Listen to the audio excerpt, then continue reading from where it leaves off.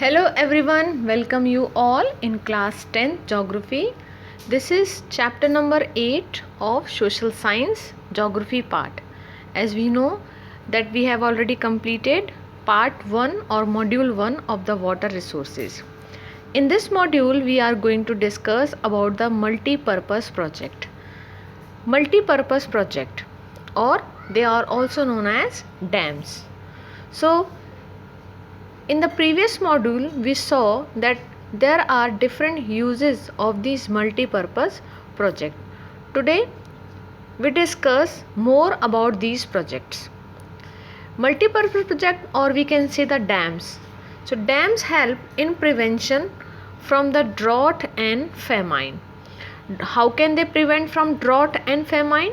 Suppose when we form the dam on the different rivers, so with the help of these dams or the stored water we can form canals, and with the help of these canal we can fulfill the need of irrigation, domestic use, industrial use and other things. It means कि dams ना के through हम drought यानी सूखे की problem को दूर कर सकते हैं, यानी जो वाटर सरप्लस एरियाज़ हैं उनसे वाटर डेफिशिएंट एरियाज़ में हम रिवर्स पर डैम्स बना सकते हैं, और कैनाल्स के through water deficient it means जहाँ पानी की कमी होती है उन एरियाज़ में हम इनको अप्रोच कर सकते हैं. One of the important example of Rajasthan IGNP Indira Gandhi canal project.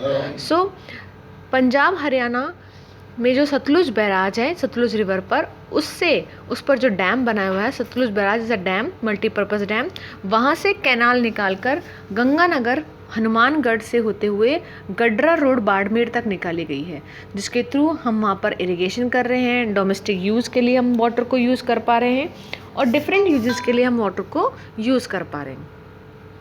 So in this way we can say that they are as a multipurpose project. Second thing, they also prevent from the famine. Famine means अकाल जैसी conditions. So with the help of these dam we can prevent the famine also. By irrigation facility from these dams we can grow and cultivate more and more crops. So we can prevent the famine condition also. Pandit Jawaharlal Nehru, the former Prime Minister of our India, or the first Prime Minister of our India, so he said these multi-purpose project as the temple of modern India. This is the important line, that who said these multi-purpose project as a temple of modern India. As you can know that temple means where we worship, हम जहाँ पूजा करते हैं basically, और पूजा से हमारी सारी जो needs हैं, डिज़ायर्स हैं, वो फुलफ़िल होती हैं. So as you know present time water is a very important thing, because water की जो अवेलेबिलिटी है वो बहुत कम है. इसलिए वाटर हमारी सारी नीड्स को, चाहे इरिगेशन नीड है या एग्रीकल्चर नीड है या डोमेस्टिक नीड है, इंडस्ट्रियल नीड है, इन सब के लिए वाटर बहुत इम्पॉर्टेंट है. सो इसलिए इन मल्टीपर्पज़ प्रोजेक्ट को यानी डैम को जवाहरलाल नेहरू ने टेम्पल ऑफ मॉडर्न इंडिया कहा है, क्योंकि इनसे हमारी बहुत सारी नीड जो हैं फुलफ़िल होती हैं. Multipurpose project started under 5-year plan. As you know that 5-year plan started from year 1951 after the independence, यानी 1947 we got the independence, and from 1951 और 5-year प्लान वॉज इंट्रोड्यूस, यानी 1951 से जो 5-year प्लानिंग है वो start हुई, और इन multipurpose project का जो फर्स्ट इनिशिएटिव था वो इन 5-year प्लानिंग्स में ही स्टार्ट हुआ. There are operated by central and state government. जितने भी मल्टीपर्पज़ प्रोजेक्ट हैं या जो डैम्स हैं वो डिफरेंट एरियाज़ में स्टेट गवर्नमेंट और सेंट्रल दोनों के कोलैबोरेशन से बनते हैं, यानी कुछ एड या पैसा इसमें स्टेट गवर्नमेंट लगाती है और बाकी मैक्सिमम पार्ट इसमें सेंट्रल गवर्नमेंट लगाती है. सपोज़ सेंट्रल गवर्नमेंट के इनिशिएटिव पर पंजाब में कोई डैम बनता है, हरियाणा में कोई डैम बनता है, तो उसमें उस पर्टिकुलर स्टेट की जो स्टेट गवर्नमेंट है वो उसमें इफेक्टिव वर्क करेगी. So we can say that These projects operated or are initiated by the state as well as center government. अब different डैम्स होते हैं, प्रोग्राम्स होते हैं, उनमें स्टेट का और सेंट्रल गवर्नमेंट के शेयर्स भी अलग अलग होते हैं. लाइक कुछ में 50-50, कुछ में 60-40, इस तरीके से.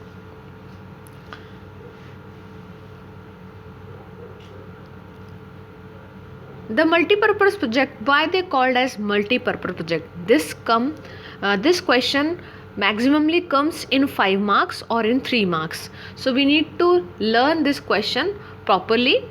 So why they called as multi-purpose? यानी जितने भी डैम्स या जो बड़े डैम्स हैं इन्हें हम multi-purpose project क्यों कहते हैं? Why they called it? So the answer is store water for irrigation. यानी कि ये इरिगेशन के लिए वाटर को स्टोर कर सकते हैं. With the help of these dams we can store the water and we can use this water for the irrigation purpose. As I just explain you that Indira Gandhi canal is mainly done for the irrigation in the western part of Rajasthan. यानी राजस्थान का जो western part जो बिल्कुल desertic reason है वहाँ इस Indira Gandhi canal की help से जो सतलुज बैराज से निकाली गई है, डैम से निकाली गई है, उसकी हेल्प से हमने पंजाब हरियाणा से निकालकर इसको राजस्थान जैसे बिल्कुल डेजर्टिक रीजन में भी हम राइस का कल्टीवेशन भी कर पा रहे हैं. यानी वहाँ पर हम ग्रीनरी इस्टेब्लिश करने के लिए इफेक्टफुल हुए हैं. Second, generate electricity. जब हम डैम्स में वाटर को कलेक्ट करते हैं और जब इस वाटर को डिफरेंट टर्बाइंस पर, मशीनरी पर प्रेशर के साथ हम इस पर इम्पोज करते हैं, so there is a generation of electricity. यानी on one side we irrigate the land as well as on other side we can generate the electricity. यानी हम इससे इलेक्ट्रिसिटी भी जनरेट कर रहे हैं.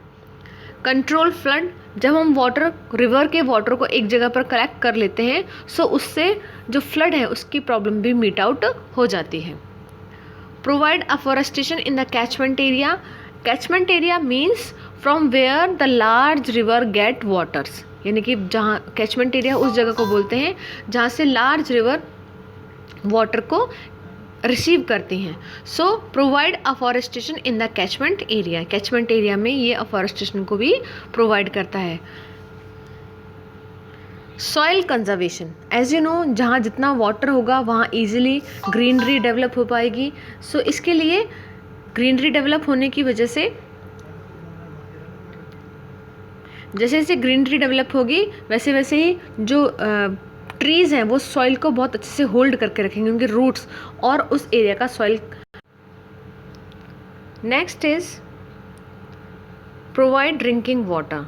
So these with the help of these projects we can provide the drinking water in the water deficient area. यानी जिन areas में पानी की कमी है उन एरियाज़ में इन डैम्स के थ्रू हम वाटर भी अवेलेबल करा रहे हैं. Use canal for navigation.